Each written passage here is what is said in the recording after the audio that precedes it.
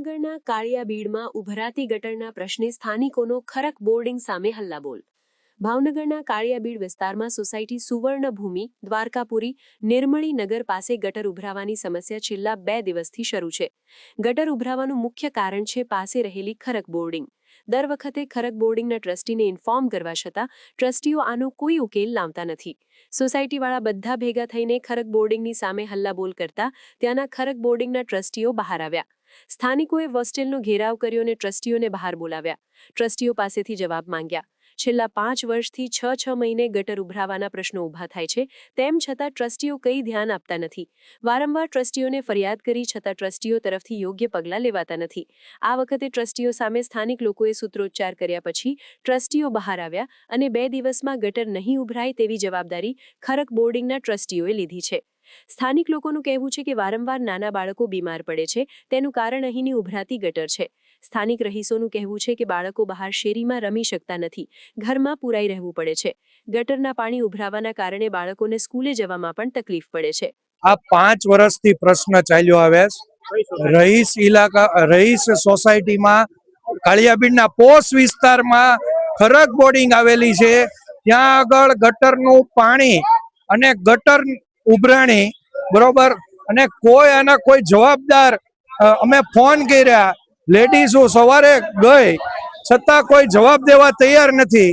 અને એક વ્યક્તિએ તો એમ કીધું કે હું રાજીનામું આપી દઉં છું ટ્રસ્ટમાંથી, હું કોઈ જવાબદાર નથી। અહીંયા જવાબદાર કોઈ જવાબ આપવા તૈયાર નથી। એકનું નામ છે પરસોત્તમભાઈ, પરસોત્તમભાઈ કોઈ જવાબ આપતું નથી કે ક્યારે ગટરના સાફ સફાઈ થશે, કોઈ જવાબ દેવા તૈયાર નથી। અને અહીંયા અમારે સોસાયટીમાં નાના છોકરા છે જેને મેલેરિયા જેવા ગંભીર રોગ, કેટલી વાસ આવે છે, રહી શકે એમ તેમ નથી, અને રૂમાલ બાંધીને તો ફરવું પડે છે સોસાયટીમાં। કાળિયાબીડના પોશ વિસ્તારમાં 5 વર્ષથી આ પ્રશ્ન છે। 6 મહિના પહેલા પણ આ ઉભરાણી હતી, અમે બીએમસી માં ફરિયાદ કરી, આ લોકો હમણાં આવી હતી પણ ખરા, જેમાં ખાસ કરીને થોડું ઘણું સાફ સફાઈ કરીને વયા ગયા, છતાં પાછો એનો જ પ્રશ્ન ઉપસ્થિત છે। ભાવિકાબેન ચુડાસમા, અમે કાળિયાબીડ વિસ્તારમાં રહીએ છીએ। અમારા વિસ્તારમાં ગટર ઉભરાવાની પ્રોબ્લેમ છે અને આ ખડકનાથી બોયઝ હોસ્ટેલના લોકો કાંઈ કરતા નથી, અને અહીંયા અત્યારે બહુ ખરાબ પરિસ્થિતિ છે। રોડ પણ ખરાબ છે અને કચરો અને બધો ગંદવાડ વધી ગયો છે।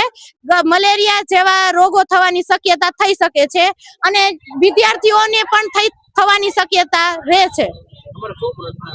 પ્રશ્ન છે વારંવાર 15 દિવસે 20 દિવસે અમારે ગટર ઉભરાય છે અને અમારા ઘર પાસે પાણી આવે છે। ભોજાણી વિપુલભાઈ વાઘજીભાઈ। ભોજાણીભાઈ, આ જે અત્યારે સોસાયટી વાળા તમારે ત્યાં હોસ્ટેલે આવ્યા છે, તો આ લોકોનું એવું છે કે 15 મહિનાથી 6 મહિનાનો પ્રોબ્લેમ છે આ ગટરનો, તો શું કહેશો એમાં? હવે એમાં એવું છે 6 મહિના 15 દિનનો મને ખ્યાલ નથી કે જે પ્રશ્ન આજે મારી પાસે પહોંચ્યો છે, કે જે મને 1-1.5 વાગે બપોરે ફોન આવ્યો હતો અને મેં મ્યુનિસિપાલિટીમાં બી જાણ કરી હતી, એ લોકો અહીંયા આવીને સાફ સુફી બી કરી ગયા છે। આ પ્રશ્ન મારી સુધી આજે પહોંચ્યો છે। તમે જે તે અગાઉ જે તે વ્યક્તિને વાત કરી હોય કે જે અમારા સંચાલકોને વાત કરી, જે પ્રશ્ન તમે ત્યાં આપ્યો અમારી સુધી પહોંચ્યો નથી, મારી સુધી પ્રશ્ન પહોંચ્યો છે। આ જવાબદારી મારી બનશે કે હું મારી જે કુમાર છાત્રાલયની પાછળની સાઈડની શેરીમાં છે જે સોલ્યુશન હશે હું તમને 2 દિવસમાં કરાવી આપીશ। તમે અહીંયા ખુદ તપાસ કરવા આવ્યો છે, તમને શું લાગે? આ જે કચરો છે, જે ડેમેજ ઉભરાણી મેં જોઈ છે, મને બી ફોટા બી બતાવ્યા છે કે ભાઈ થાળી ગ્લાસ કે ટૂંકમાં થાળી ચમચી જે નીકળ્યું છે એ મને બતાવ્યું છે, બરાબર? એ હું તમારું માન્ય ગણું છું, કે એવું નથી કહેતો કે આ ખોટું છે। દુર્ગંધ આવે છે, જે છે સોલ્યુશન કરી આપશું, બરાબર છે? જે પ્રશ્ન છે એ સોલ્યુશન કરી આપશું, બરાબર? મારું નામ આશિતા તન્ના છે, હું અહીંયા જ રહું છું સોસાયટીમાં બેન સાથે, નીલમણી નગર કાળિયાબીડમાં છે।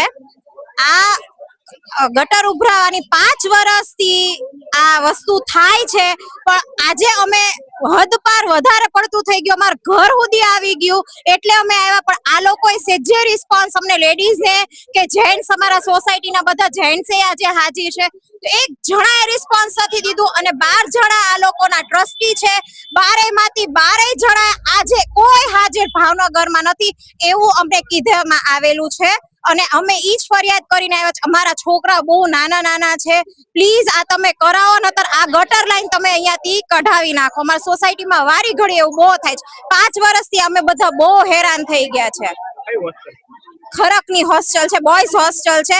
અહીંયા અંદર એટલી ગંદકી છે હોસ્ટેલમાં, એક કોઈ જાતની ક્લીનીનેસ નથી. અંદર કિચનમાં એટલી બધી ગંદકી છે, કોઈ મેનેજમેન્ટ સારું નથી અહીંયાનું.